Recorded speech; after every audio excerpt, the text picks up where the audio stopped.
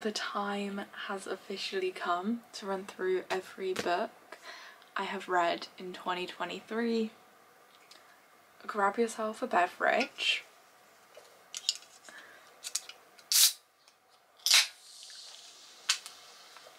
Because it's probably going to be a long one. My name's Charlotte, if you're new here, thank you for joining.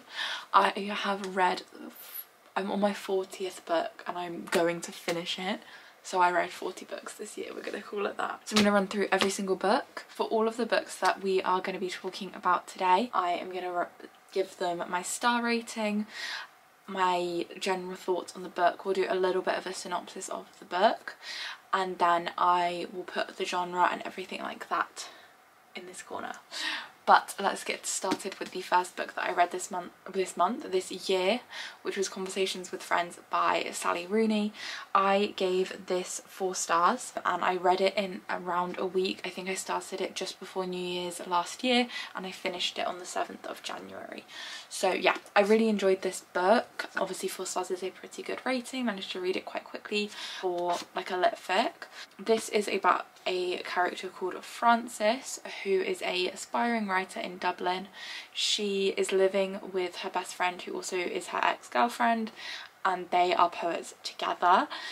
They basically get interviewed by a really high-profile journalist. They really like her work and they befriend her, and they kind of get pulled into this world of creatives, and they're going to parties, and the journalist is in her 30s, they are at uni, they're 21, so they kind of get pulled into this world with a lot of people in their mid-30s, and Frances does grow a lot closer with Nick, who is the husband of the journalist, and we explore a lot of kind of different issues in that, a lot of romantic issues, and yeah, it's really interesting. It's, again, I think it's quite typical for Sally Rooney work.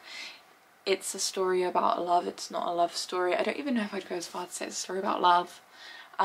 It's a really unique book and I would definitely recommend it.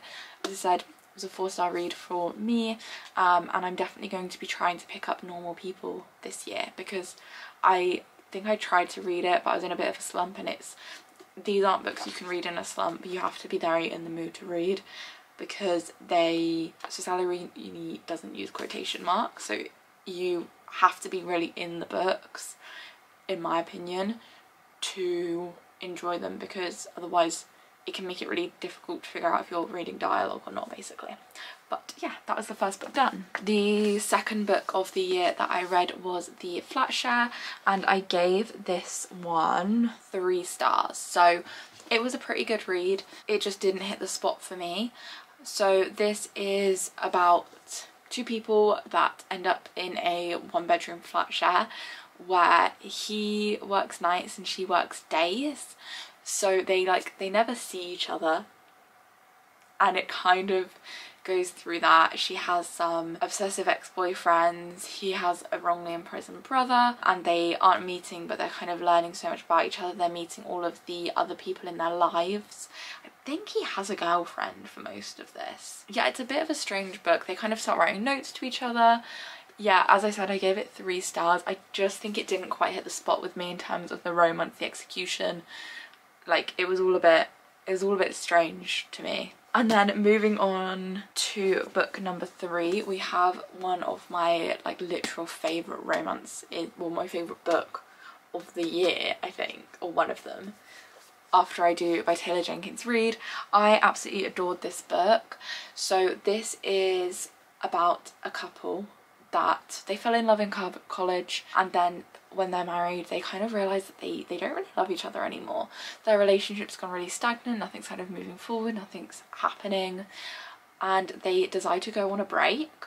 So they have 1 year like no contact basically, and we go through what the main character Lauren, her thoughts basically on monogamy, marriage, all of this stuff whilst she's apart from her husband Ryan. And it's so interesting. There's some things that happen in this book that literally I was sobbing.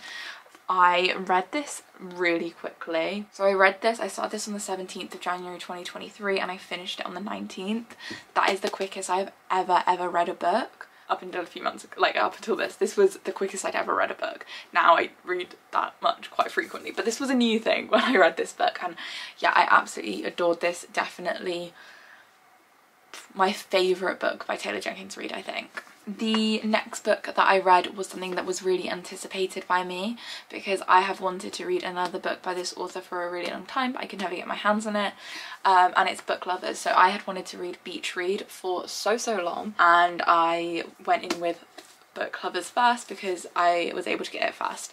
At the start of the year, the only books I was buying and reading predominantly were books that I was getting hold of in like supermarkets. I'd go to Asda and I'd just buy whatever book that was there, and then once I got more into reading kind of as the year went on, I stopped doing that. But that is how I acquired this. So I rated this 4 stars. Again, I don't remember a huge amount of what my thoughts were on this book when I was reading it. So if you don't know what this one is about, it's about our FMC Nora. She is a literary agent, top of the game. Her whole life is work. Like, she is, if you think about a Hallmark movie and you have that woman that goes to the small town and she's like high flying, loves her job, that's Nora. And then her little sister basically persuades her to go for a month holiday to Sunshine Falls, because like the publishing world has like a month-long break where nothing really happens. I don't know how true that is, or if it's just for the book, I don't know. And anyway, in that month she is in this like small town, and it's very much like that is what they are saying. They're saying, wow, this small town is straight out of a small town romance. And like the whole of this book, they are kind of like poking fun, teasing about the fact that they are low-key living in a small town romance book or movie. It's really funny. Yeah, it's different, but yeah, I would definitely recommend this. So the MMC, the love interest, he is her rival from New York. They've both ended up in the small town because it's actually where he's from.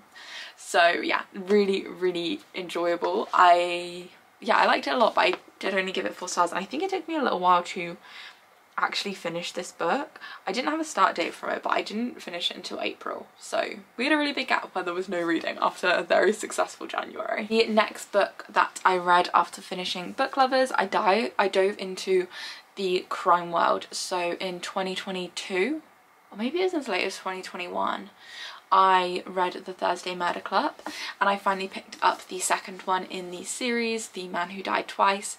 I honestly really love these characters. I didn't give this one a rating, and I can't remember enough about it to give it a rating, to be honest. But I really love these characters. If you're not familiar with The Thursday Murder Club, it is about a group of elderly people at a retirement home who meet every Thursday to try and solve unsolved cases. In the first book, they find themselves at the centre of an active crime case, and this kind of follows along from that. I can't really talk too much about what this book is about because it will reveal too much of what happened in the first book. But yeah, they're just fun, like, because the old people's like their ideas of how to solve things and how to do things is just fun and silly, and yeah, they're really likeable characters. I don't typically enjoy books written by men, but this is one that I did quite enjoy. I did start the 3rd book in the series, but I have never finished it because it just got a bit too repetitive for me. It was like everything that was happening was like the same thing, they'd have the same reaction. But yeah, the first 2 were fun. After reading The Man Who Died Twice and trying to read The Bullet That Missed, I picked up One True Love by Taylor Jenkins Reid. So this, I had such high hopes for this book. This book is actually what I wanted to read when I'd first picked up After I Do, because I had seen so much on TikTok about this book, which is how I found out about this book. So when I first saw the premise of this book, I think way back in like 2022, I was obsessed with the idea of it. I was like, oh my god, this sounds amazing. The execution let me down. It didn't do what I wanted it to do. It was good. It wasn't great. I gave this 3 stars. So this is about high school sweethearts Emma and Jessie. They moved far from home together. She built this life that she thought she wanted, and then a year pretty much after their wedding, Jessie is on a helicopter that goes missing mid-flight, and he's presumed dead. Everyone decides that he's dead. This happens in chapter 1. It's on the back of the book. It's not a spoiler. Then years later, Emma's back in her hometown. She's grieved, learning to love again. She's got a new fiance. Like, she's living her best life. She's moved on. But she gets a phone call from Jessie, And this book is basically Emma navigating whether she wants her old life with Jesse, this adventurous life. She was a travel writer, he was, I think she was a travel writer. Basically their whole life was about travelling. So it's her navigating whether that is what she wants, or whether she wants to go back to her small hometown where she is running a bookshop, and whether she wants that life to continue with the man that she's fallen in love with. So really, like, it's the premise was interesting, the execution was not. That's kind of my thoughts on this book. For me, it was just one, it could have been a lot better. I just didn't like the way it was executed in the end. And I stayed with my theme of Taylor Jenkins Reid though, picking up Carrie Soto is Back. These books are now, we're all the way to August. I had some big reading slumps at the start of the year, so I've picked this up in August and I read this super quickly. I read One True Love super quickly as well, but Carrie Soto is Back was a 5-star read for me. I love this book. I think the premise is so fun. So this is about Carrie Soto. She is a tennis player in America. I don't know why where she's from is relevant. This is about Carrie Soto, who is a tennis player. If you have read Malibu Rising, you will recognise the name Carrie Soto. She has retired by this point. It's been 6 years past after her last match, and she is like, I'm gonna go reclaim my title, because there is another girl, a young girl, that is going to basically rip it from her. Like, she's climbing through the ranks way quicker than what Carrie did, and Carrie is at the, I think they're at like the New York Open, and it becomes really obvious to Carrie that she is about to lose her title of like, I think she had like 16 Grand Slams, like insane numbers. And Carrie's like, no, like this can't happen. So this is Carrie's story. We talk about when she was younger, we talk about her representation in the press, we talk about her comeback, and wow, the way that Taylor Jenkins Reid writes the tennis scenes in this book is incredible. Like, absolutely amazing. I was on the edge of my seat the entire time. Like, I was literally thinking like, oh my god, is she gonna win these? It's like, what is gonna happen? Like, the suspense in those scenes was incredible. Like, it was almost like watching like an actual sports game. Like, the suspense that was built, it was so good. And we stayed on the theme of Taylor Jenkins Reid with Forever Interrupted. I really didn't like this. I gave this 2 stars. Again, it's a case of the premise being interesting, but the actual book just missing. So on New Year's Day, Elsie heads out to pick up a pizza, and that's when she meets Ben, and by May they're married. They have eloped. They get together really quickly, but 9 days after, he is hit by a truck and passes away. So this is a bit of a weird one. A lot of it is centered around Elsie's healing process, but you also have the weird facts about the fact that they eloped and he'd never told his mum about her, and navigating that relationship. Yeah, it just didn't miss. I did actually write a review, let's read it. So in my review I basically said I was constantly waiting for something to happen. Like, it always felt like there was something that should happen and it didn't. It was just kind of going through us, like, Elsie's grief in a very intimate way, almost too intimately for characters that we didn't really know, because the book starts and he's dead basically. Like, he's just died, or he's just about to die at the start. So it's very strange. Like, it's a strange book. That's all I'm gonna say, because yeah, this is where my reading picked up for the year, and I was reading a lot of books at great speed. So let's get into it. We have Red, White, Royal Blue first. This is a book that I've been wanting to read for a while again. I was really excited to give it a go. I have a weird interest in US politics. I find it very fascinating, and I have since I was like 17, and I watched House of Cards. Like, and I was on Tumblr around the time of 2016 election, and like, it educated me a lot in US politics, and I grew of strange interest as a teenager. And so this book, I really like this. I love the romance, I love the concept, I thought it was really fun, I really love the characters, I love some of the story that we go through. This was a 5-star read for me. I did really like it. I have seen a lot of people say it's very heavy on the politics and they didn't like that, and if the politics had been taken out it would have been a better book. I really liked the politics. I thought it was really fun. I thought it would have been a really boring book if we didn't have any of that. I wouldn't have set it apart from like any other romance in my opinion. Yeah, it was really cute. Loved the romance. So this is about the president's son and the like Prince Henry of Great Britain, and we kind of go through their like enemies to something else. They have like a fallout at the start that's very public and everyone sees, and it's a bit of a drama, so they decide to do a fake friendship trope basically, and it kind of leads on from there. They end up becoming really good friends, and then yeah, it's really cute. I really liked this book. It was fun, silly, and yeah, like it was a good book. I read it really quickly actually. I started this on the 5th of September and I finished it on the 7th, so again it's another one that I just absolutely flew through in September. And then we have my one and only non-fiction book that I actually read the whole way through this year, and that is Why Has Nobody Told Me This Before. I gave this 4 stars, so I found it really helpful in a lot of different ways. Obviously as a non-fiction book it's a little bit different. This is basically a lot of the different tools that the author uses to like in therapy, so it's more like coping mechanisms and things like that for all the different times that you will go through in your life. So there are chapters on dark places, on motivation, on emotional pain, on grief, on self-doubt, on fear, on stress, on a meaningful life. So it's definitely really interesting, and it definitely put a lot of things in perspective, made me think about a lot of things. As far as non-fictions go, I typically DNF non-fictions really quickly. I enjoyed this a lot more, I think, written by women. I think it makes it a lot more relatable. A lot of the non-fictions written by men, like they're just not very relatable, are they? But yeah, I did definitely enjoy this.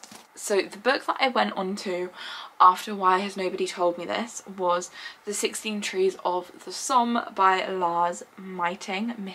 I read this on my iPad. This was a book that I read for a book club that I joined. It was a very interesting book. I gave it 4 stars, and again I managed to read it super quickly, as all of the books in this period I've read really quickly. 16 Trees of the Somme is a very interesting book. I went into this book having no idea what it was about, and I would highly recommend doing the same. But a little brief kind of what it is about. We have our main character who, so this is a Swedish, like, oh, it's not a thriller, I don't know, mystery, I really don't know. It's set in Sweden, and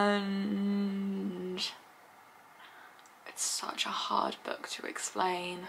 Basically our main character, his grandfather dies, and he kind of ends up going on a bit of a goose chase because his parents died when he was a child. They kind of died under suspicious circumstances in France. No one really knows what happened. He has this mysterious uncle that he was always told was dead, and then he goes on, like, I can't really say too much because too much of it is spoilers. It's a very interesting book, very different to anything I've ever read. It was really good in some ways. The main things I didn't like about it were the depictions of women. You know, like when you read a book written by a man and every description of a woman just hustling to the boobs, like that was the vibe of that book. So there were some really good things about it, like the storyline, how everything happened I found really interesting, but some of the actual like writing I just didn't enjoy too much. After that I read my second book club book for that month, because I did 2 book clubs a month, and that was A Terrible Kindness by Jo Browning Rowe. Again, I read this one on my iPad. It was interesting. I actually gave this 3 stars. So this is about an embalmer who he just gets qualified, and then the Aberfan crisis, I don't know if that's, then what happened in Aberfan happened. If you don't know what happened in Aberfan, there was a landslide that took out a primary school and most of a village in the 1950s. So as an embalmer, he gets asked to go along and they have to start embalming children, and then yeah, it's very graphic. The whole book isn't about that. The first kind of third of it is, and then we start talking about the character's life. He was a choir boy. He went to like a choir school in Cambridge, and we go through his journey at this time, and then we get flash forwards to what he does when he, or if it's still a flashback, but then it moves on to his time at embalming school before going to where he is now a few years on from Aberfan. It's really interesting. It's a very interesting exploration of PTSD that he has from choir school, and from Aberfan, of course. The reason that I gave it 3 stars is I didn't like that it was, some of this was in the marketing, was that it was centered around the fact that it was meant to be like about Aberfan, and it was just used, like the way it was marketed, just like when you read the blurb you don't really find out about the choir stuff. It's all, the blurb makes it sound like it's all about Aberfan, and I thought it was going to be like a really interesting dive into what happened there, and that's not the case at all. And I personally just didn't like that it was using a real event where real children died and real people lost, so like family members. I would have preferred that to have just been like a fictional event, because a lot of what kind of some of the feelings he has towards the end of the book is all to do with events in his own childhood and dealing with children in that way. So I think they could have just not used such a real life thing that affected so many people, and that was why I gave it 3 stars. Other than that, it was a good book. I just didn't like how the author centered Aberfan in that. And then we have like my favourite books possibly ever. I'm going to talk about them, all 4 of them together. I think we all already know what these are going to be. Magparks. I love these books. If you're not familiar with Magparks, hello. Magparks is about a socialite in London. It's giving Gossip Girl, it's giving Made in Chelsea, those kind of vibes, and we basically go through her very tumultuous relationship with BJ Ballantyne. They are in the press, their friends are in the press, they're kind of like an it group, and yeah, it's a very, very toxic, dysfunctional relationship, and we really explore that in this book. We know that at one point BJ cheated on her, but we don't know the real ins and outs about that. And yeah, I love this book. The second one in the series is Daisy Hates, and Daisy Hates is about a different character. It's about Daisy Hates. She is adjacent to, so the friendship group in Magnolia Parks is known as the Box Set. Daisy Hates is Box Set adjacent, so she exists in the same world, she runs in similar circles, but she is the little sister of London's most notorious gang lord. She's a medical student. Daisy Hates is a bad bitch basically, and she falls hard for Christian Hems, which is one of the main friend characters in Magparks. So she kind of ends up intertwined with this world. These run on the same timeline as well, so it's really interesting because you get interactions that are in here and then you get a different POV in them in here, and the other 2 books run the same way. So I don't have the physical copies. I really want to get the indie copies because for the next book I've pre-ordered that version, so I would like to buy those soon, but we will see. Anyway, so the next books we have Magnolia Parks, The Long Way Home, and then Daisy Hates, The Great Undoing. Again, they run along the same timeline. These books, oh my god, they will absolutely destroy you. Every toxic behaviour that happens in this book is explained in The Long Way Home, and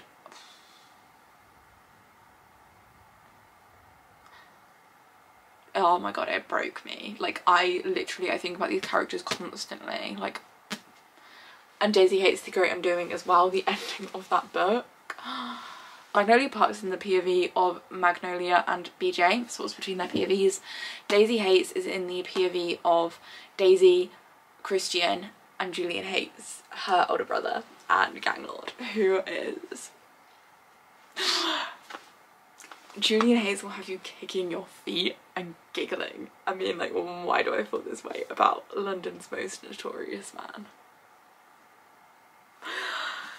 I love this series so much. I could literally talk about it all day, so we're going to move on now before things get out of hand. All of the Magnolia Park series is 5 stars for me. It's a 6-star series. Like, I love those books so very much. The next one that I have is Halloween Party by Agatha Christie. This is the first and only Agatha Christie that I have read.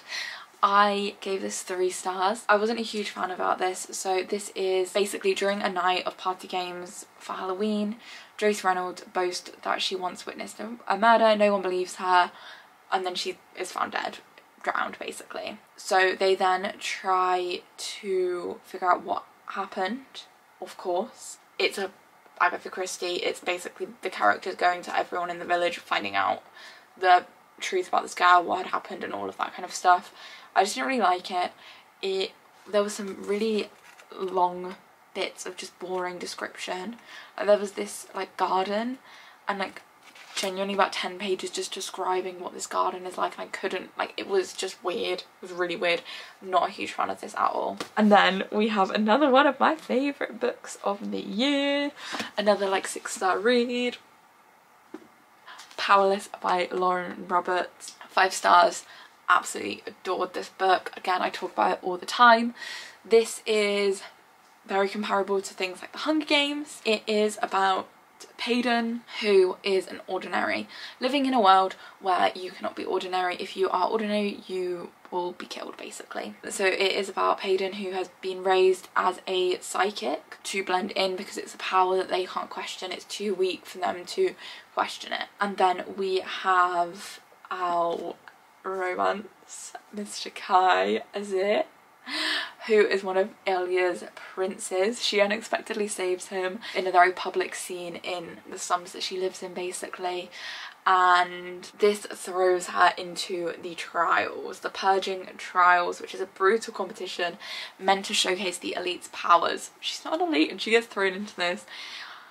It is amazing, like, and she's obviously hiding the fact that she's ordinary, but they have to go and live in the palace for like all of the trials, and she's growing closer to the prince, and the banter and tension in this book is like nothing I have ever read. I loved this with every fibre of my being. The next book that I went into was The Skeleton Key by Erin Kelly. This was another one that was a book club book. This is about a children's book. So 50 years ago, Frank Chaucer wrote a book that would make his family's fortune but also ruin their lives. So the book is called The Golden Bones. It was written as a fairy tale and also a treasure map. So they scattered things around, golden bones, around for fans of the book to find. But this eventually turned really, really dangerous, which led to Frank's daughter now becoming a bit of a recluse. She went through something really traumatic, which you find out right at the start of the book in the prequel. But the family gets reunited for the anniversary of the publication, and there is one last surprise in store. They're going to finally reveal the location of the missing treasure, but lots of other things get unravelled from this. This is a thriller. This is very graphic in places. I would advise they can up the trigger warnings on this one. It also sets place during COVID, so just think to be aware, if you don't like books that involve COVID, you probably won't like this. It plays a heavy role. I really enjoyed this. I gave this 4 stars. I found the pacing really quick. The one thing I will say is you need to get about 150 pages in for something to actually happen. It'll be very, very slow up until that point, but once you get into it, it's so good, like so good, and you will love every second of it, I think. The next book that I went into in October was the start of the Once Upon a Broken Heart trilogy by Stephanie Garber. I started with Once Upon a Broken Heart. This is about Evangeline Fox. She has always believed in happily ever after. Her parents have always taught her to believe in happily ever after, and basically both of her parents have passed. It's giving Cinderella. She's living with like evil stepmom, that kind of vibe. And it starts with her going to the Prince of Hearts to beg for help because her one true love, who she thinks is her one true love, is about to get married, and she wants Prince of Hearts' help to stop the wedding. She makes a deal with him to exchange 3 kisses in order for his help, and everything goes a little bit crazy from there. This book I loved. I love the writing. I love the magical world. The world that we exist in this book is just incredible. Like, it's so magic. The way that Stephanie Garber writes is so magic. Like, just beautiful. And then, so this was a 4-star read for me, and then we went on to The Battle of Never After. This was a 5-star, possibly even a 6-star for me. So this is the second book in this series. I love this one. I can't really talk about it, obviously, with it being the second book in a series, too many spoilers, but yeah, absolutely adored this book. So good. This book is even better than the first. As I said, it was 5 stars. The ending of this was like, I've never known an ending of a book like this ending, and I will never get over it. I genuinely think about this, how this book ends all the time. Whenever I start a book, I'm like, what if, because emotional damage. So I read that right before A Curse for True Love came out, but I read them both so quickly that I still had like a week to go before A Curse for True Love. So I picked up some books to get me through in the meantime. So the first one that I went for was Flawless, which is book number 1 in the Chestnut Spring series. I love this book. So this is a cowboy romance. It is about a bull rider who is kind of meant to be like the golden boy, but then he gets in some controversy, and the daughter of his like publicist gets sent to look after him basically. So she's having to like follow him around, like babysit him. Like that is what her dad's like, you need to go babysit this man because like we can't be having any more controversy, like his sponsors are being taken away, like stuff's going down. So she gets sent to look after him. He's like, he can't lay a hand on you, like all of that. Of course, it's not what happens. This is a really fun romance. This is very spicy. This is spicy. As soon as you get halfway through these books, it's just spice. But yeah, I like this one. I gave it 4 stars. It's not my favourite in the Chestnut Spring series that I've read so far, but I did enjoy it all the same. I read The List by Yomi Adejoki. I think that's how you say her name. Please correct me if I'm wrong. I love this book. I thought it was really interesting. So this is about a journalist who is 1 month away from getting married, and so she is a journalist for a women's like feminist magazine basically, and a month away from her wedding, a list gets published of abusive men in the media, and her fiance's name is on that list. So we spend this book counting down to the date of the wedding, going through what happened, like did he do it, did he not do it, her thoughts on this, because she had previously published articles outing abusive men in other industries. Like she's a big part of like the Me Too movement and that kind of thing. So we go through her real kind of moral dilemma of what to do. We also get Michael, her fiance's POV as well, and how he thinks, like what's going through his brain. And this is really interesting. So it's a very interesting explanation of obviously feminism, assault, but also race in Britain, and sexuality. It explores so many different issues. I really enjoyed this, and I would definitely recommend this one. I gave it 5 stars. I can't remember if I said. And then A Curse for True Love finally came out. This became, like, as soon as I finished The Ballad of Never After, this became my most like anticipated read ever, and it didn't quite hit. So I did give this 4.5 stars because I enjoyed it still. I enjoyed the characters. Like I liked being back in the world because I love the world that this is set in. Like genuinely, if I could go to any fantasy world, it would be this one. I love it. I just didn't really enjoy the execution of this book. It changes from, so in the first 2, the only POV that we are experiencing is Evangeline's. In this one we get some more characters' POVs. We just didn't get enough of the right character's POV, in my opinion, which let the book down for me. But yeah, it was still good. It didn't quite live up to the hype that I had wanted it to. But it's a beautiful book as well, like it is stunning. But yeah, it just didn't quite live up to where I thought it was going to, which made it a little bit of a disappointment, which just meant it was about 4.5 stars for me. So this is where we really got into our fantasy hype, because I then went into Fourth Wing. I enjoyed Fourth Wing a lot. If you are somehow not familiar with Fourth Wing and what Fourth Wing is about, I commend you for going through all of 2023 without finding out. So Fourth Wing is about Violet, who has trained all her life to become a scribe. So in the world that they live in, they go to like some war university where it's split into different quadrants. You could be a scribe, a healer, like just general army, or you can be a rider, which is the dragons. And she's always trained to be a scribe. She's always thought she'd be a scribe, but her mum is a general of the riders, and she ends up having to go and become a rider. So we are pretty much, I'm going to read what's on the blurb because I've never read the blurb of this book and I don't want to give anything away. Okay, so basically most of this book we are going through Violet's time at Bagsia, but I can't say it, at the War College. With the dragons, we're going through her interactions. It's very like life and death, like the other recruits could just kill you. Like, it's really dramatic, really interesting, and it goes along quite a few twists and turns that are super interesting. If you liked the concept of dragons, you will really enjoy this book. Again, with that one, I finished it a little bit before the sequel was coming out, so I had to find a book to fill the gap. The book that I went for was Babel, whatever you want to call it. So this was a book that it was actually one of my book club books for November, and I gave this 4.5 stars. I enjoyed parts of this book. So this book is about a orphan from Canton,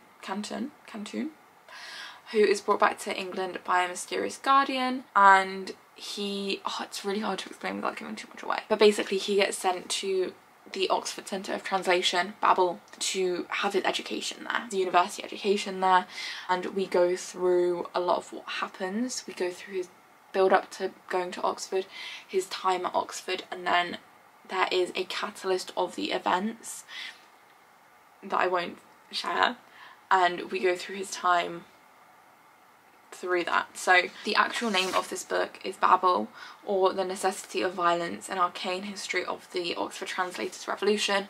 The full title tells you a little bit more about what the book is about without giving full spoilers, basically, because this is a hard book to describe. I've been talking for a really long time and we still have quite a few books to go, so let's speed things along. So the next book that I read was Iron Flame. This was a bit of a disappointing book for me. It is ginormous to begin with. Like, this is 600 pages and like the font is small. This is a chunky book. I gave this 3.5 stars. I was really disappointed with it. There were just whole chunks, like there were chunks where I was really interested, and then they would go through bits where I had no interest in what was going on.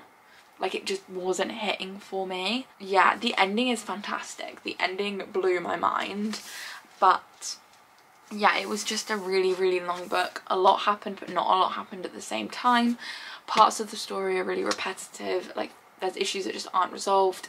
Yeah, I have mixed feelings about this one, but I'm excited to see where the series leads next, because I don't think it's uncommon for a second book to not be the best, because you have to do further world building, you're bridging gaps, all of that kind of stuff. After Iron Flame, I decided to dive back into the world of Chestnut Springs, and I picked up Heartless by Elsie Silver. I really enjoyed this one. I gave it 4 stars again. This is about Cade and Willa. So Willa becomes Cade's nanny for the summer. Willa is best friends with the main girl from Flawless, which is how she gets the job and kind of how she ends up there. So yeah, it is a nanny, grumpy sunshine kind of vibe, small town, cowboy, that kind of thing. It's really sweet, really wholesome, just like a standard romance really. Again, very spicy. This is the spiciest one of the 3 that I've read. Just be prepared for a lot of spice. I feel like if you don't like spice, you don't like vulgar language, you won't like this book. Like, you just won't. Then I dove straight into the 3rd book in this series, which is Powerless, and I adored this book. This I gave 4.5 stars. This follows Jasper and Sloane, who were childhood best friends. So most of the Chestnut Springs series follows the Eaton brothers. Jasper is kind of an honorary Eaton brother. He goes through a lot of trauma, which means that Harvey, the Eaton dad, kind of takes him in when they are younger.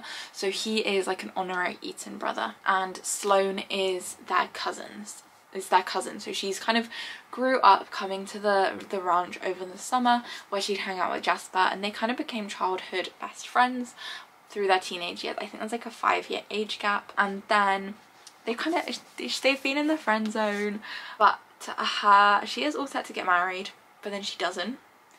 Something happens and Jasper swoops in. So Jasper is a hockey player, so this is a hockey romance. But yeah, it's just really, really cute. The premise of this is that they go on a road trip, and it's just like, oh, it's so sweet, and like I just adored it. Like, this is my favourite book in the series so far. Like I said, I love the way it was done. I love like a childhood friends.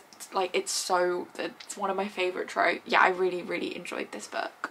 We are now up to when I dove into the world of, what is the world in ACOTAR? We're up to when I dug into ACOTAR. I won't talk too in depth about these because I have been talking for such a long time, and I do have a whole reading vlog. Like, it's a full spoiler reading vlog of me reading these. If you enjoy, if you've read the series, check that out to know my full thoughts on them. But jumping straight in with ACOTAR itself, the first one in the series, I gave this 3 stars. This is a Beauty and the Beast retelling type thing. We have something interesting that happens towards the end. Again, all of these are really hard to talk about without giving spoilers because of the nature of the books and the fact that it's such a long series, so I will just be saying my like rating and if I enjoyed it or not. So yeah, this was a 3-star read for me. Then we went into A Court of Mist and Fury, and this was 3.5 stars for me, so I enjoyed this one a little bit more, but not a huge amount more than ACOTAR. Can't say much more. Then we have ACOWAR, which was my favourite one in the series, and I actually gave this 4.5 stars, so I did really, really enjoy this book. Yeah, this one, the others are more character driven, character driven, vibes driven. This is far more plot based, which is what I really enjoyed about it. We then have A Court of Frost and Starlight. Now, by the time I got to ACOWAR, I was really enjoying the characters. I liked being with the characters, I liked being with their world, so I really enjoyed this. This is a novella, and as I said, I gave it 4 stars. I enjoyed it. This is just like, this is a very dramatic book. A lot happens, a lot of not nice things happen, a lot of trauma happens. So this was really nice to just see the characters vibing, they're getting to do things, like they're getting to be normal people. And then the final book in the series, A Court of Silver Flames. This had so much potential for me, like so much potential. Like, I loved the plot, I didn't like the execution, and I gave this 3.75 stars. This is such a nice book of female friendship, but it was just too long. The length of it made it unenjoyable for me. But that is all of ACOTAR, and we don't have many books left, guys. So, after reading ACOTAR, the next book that I went into was Happy Place by Emily Henry. This is a 5-star read for me. I absolutely love this. I definitely preferred this to Book Lovers. This is about Win and, oh my god, I can't remember the main girl's name. Harriet. This is about Win and Harriet. They broke up like 6 months ago, but none of their friends know because they live really far away from them. It was never the right time to tell them. Some other stuff happened. They just didn't end up telling their friends that they'd broken up. And then their friends, they basically end up in season 2 of The Summer at Temperity. So the cottage is for sale. Every year the friendship group goes to like the, I can't remember the place, but like the Summer at Temperity kind of vibes, like that coastline, and the house is for sale. And so originally they'd kind of decided that because it's a weekly, like a yearly trip that happens all the time, Win and Harriet had decided between themselves that Harriet was going to be the one to go on this trip this time. She gets there, Win is there, they find out the house is being sold. They decide to pretend to be a couple basically for the week because they don't want to ruin the week for their friends because it's their last week. So they're like, okay, we'll fake it for a week, then we'll let them know. We'll say we spoke throughout the week, we've realised that this isn't working. So yeah, we basically have their story of them fake dating. We have some big friendship things, some big life things that come up throughout this book. That was a really awful explanation of this book. I'm awful at describing books by this point. I've spoken about too many. The next book that I read on my Kindle, and it was Love Light Farms by B.K. Borison. I gave this book 3.5 stars. It was a really cute, somewhat Christmassy book. It wasn't super festive.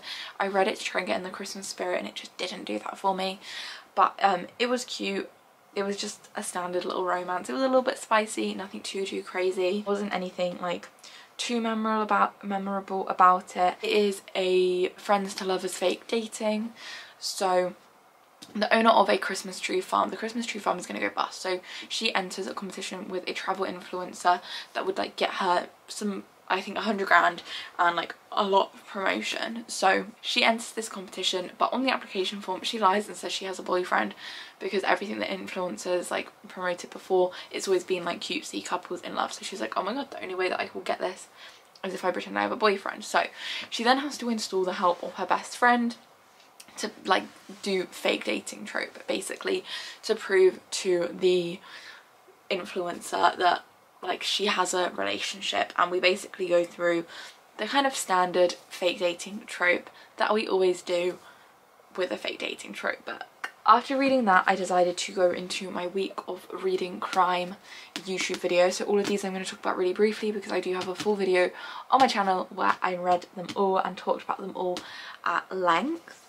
So the first one that I read for this book for this week comes out in March 2024, so very soon now, and it is How to Solve Your Own Murder by Kristen Perrin. I love this book. It is a cozy crime.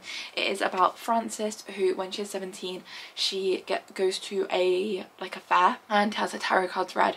When she gets her tarot cards read, it is predicted that she will be murdered, and she spends her whole life thinking she's going to be murdered, living with this fear, building evidence of all of the people in her life, like things that could have happened that led to them killing her. Crazy. And then she is murdered, and Annie, her niece, has to solve the murder, because whoever solves the murder will inherit Frances's millions. That is the premise of this book. The execution is so good. This was a 5-star read for me. I absolutely adored it. The next book that I read was 5 Survive. This was 3.5 stars for me.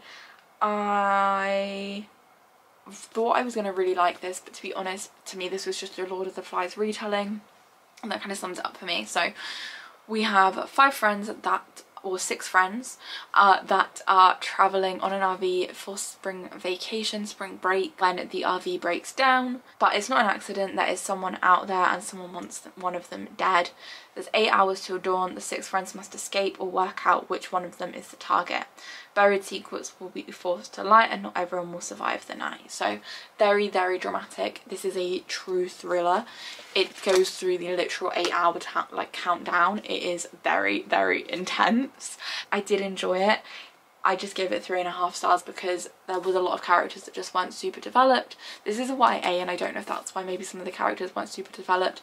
I also just didn't think a lot of the characters acted as young as they were supposed to be in this book, which kind of had an effect on my enjoyment of it. The next book that I read was A Good Girl's Guide to Murder. I gave this a 4 stars, so I enjoyed it a little bit more than 5 Survive, but not a huge amount. This is about Pip, who decides to study the case of Andy Bowles, who is murdered by Sal Singh. Everyone kind of believes that this is what happened, this is how it murdered Andy. Pip decides that for her end of year project, like her EPQ, she is going to study this case, she's going to reopen it. And in this book we basically go through Pip's journey with that. So the reason that I gave this 4 stars is, one, the big obvious issue with this book is the white saviorism that is in it. Pip is a white girl and she kind of comes along to prove that Sal is innocent, and Sal is a man of colour. He is, I think their family's from India, and we just have the issues that kind of come with that storyline. And then the other thing that I found was the characters just aren't super developed. They kind of, at the start you think it's going to be developed, like you have her going to see her friends because then one of the friends has gone through a breakup and there's some other friend events. And then all of that just kind of stops and we don't really see anything, and no one is really developed. All of the characters are, there's a lot of side characters, and you're kind of like, why have you been introduced? You have no part in this story. And then, yeah, too much, like after like the first like 50 pages, too much is just the crime. It's a bit too intense, but like not in a, I don't know. Also by page 93, I had guessed what happened and I pretty much got it spot on, and that is never the sign of a good crime book to me. I want to be completely shocked to my core when I get to the end of it. So that takes us up to the book that I am currently reading that I'm hoping, praying I will finish by tomorrow. And that is the Atlas 6. So I am reading this on Kindle. It is on Kindle Unlimited, so I am honestly not that far through this book. I think that I am being a bit overly optimistic including this book in this video. We will probably end up seeing it in my 2024 wrap up. I'm only 14% of the way through, and every time I read it the time left in books goes up, so hard to talk about. But yeah, I'm really enjoying the concept of it. I obviously don't have a rating, but I wanted a nice even number, so I decided to include it. But that is everything. That is every single book that I read this year with my ratings and everything. Thank you so much for watching. This has been a long one. I've been filming for over an hour, so thank you so much for watching. I'm really excited for all of the content that I will make in 2024. If there is anything that you do want to see, comment down below, drop me a message on like Instagram or TikTok, and give me the ideas, please. But yeah, thank you so much for supporting my channel in 2024. In 2023 we're still really close to hitting 1,000 subscribers as I'm filming this, so thank you again from the bottom of my heart for all of the support. I'm so grateful. I love doing this. I love making these videos, and it's even better that people watch them and people subscribe and people care. So yeah, that is everything.